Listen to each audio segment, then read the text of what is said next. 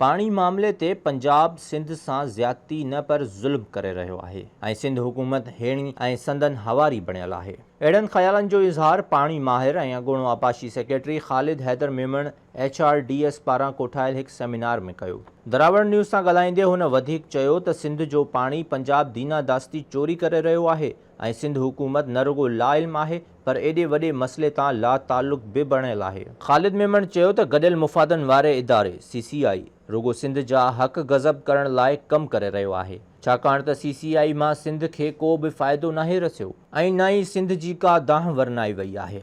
हाणे 10 सालनि खां जेको आहे सो केस पिया आहिनि। हाणे पंहिंजो पैरा 2 आहे, 3 टीयर फार्मूला आहे।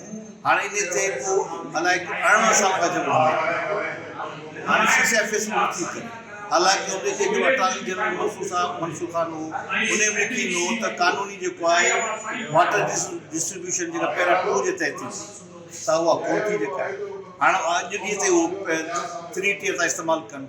माइट इज़ राइट जो तो this all politics Sindh government खपे इनखे बाक़ायदे सही परसू करे ऐं छो जो पंजाब खे वॾो फ़ाइदो आहे। मां तव्हांखे पंहिंजे लेक्चर में ॿुधायो त 25-30% पंहिंजी शेयर खां उहे साइंटिफिक चोरी करे पाणी खणनि था, उहो तव्हांजे अकाउंट में आहे ई कोन।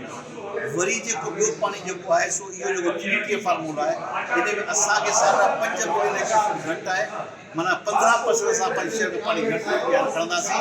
उहो जेको आहे सो जेको आहे तक़रीबन 6% खणंदा, माना 2 मिलियन एकड़ फुट, माना हुनखे 4 मिलियन एकड़ फुट जो 4.5 मिलियन एकड़ फुट जो वधीक फ़ाइदो 3 टीयर सां जेको पॉसिबल बि कोन्हे। इन खां अॻु सेमिनार दौरान सवालनि जा जवाब ॾींदे ख़ालिद मेमण चयो त दरिया ऐं पाणीअ जा कुदरती लंघ हथ सां बंदि करे सिंध सां वयल कयो वियो आहे, जंहिं जूं तबाहकारियूं हाणोकी ॿोॾ में नज़र अची रहियूं आहिनि। उन चयो त सिंध हुकूमत खे घुर्जे त पंहिंजी ग़लतियुनि ते नज़रसानी करे CCI में ग़लतियूं उकलाइण जो सही वक़्तु आयो आहे। उन मसइलनि खे तुर्त खणे ऐं सिंध जे आपाशी निज़ाम जी ॿीहर स्टडी कराई वञे ऐं सही फ़ैसिला करे उन ते अमल कयो वञे।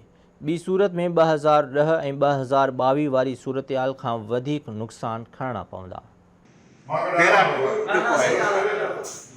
सूरत आहे त हिकिड़ा पोर्शन विराए उन ते अमल कोन था कनि।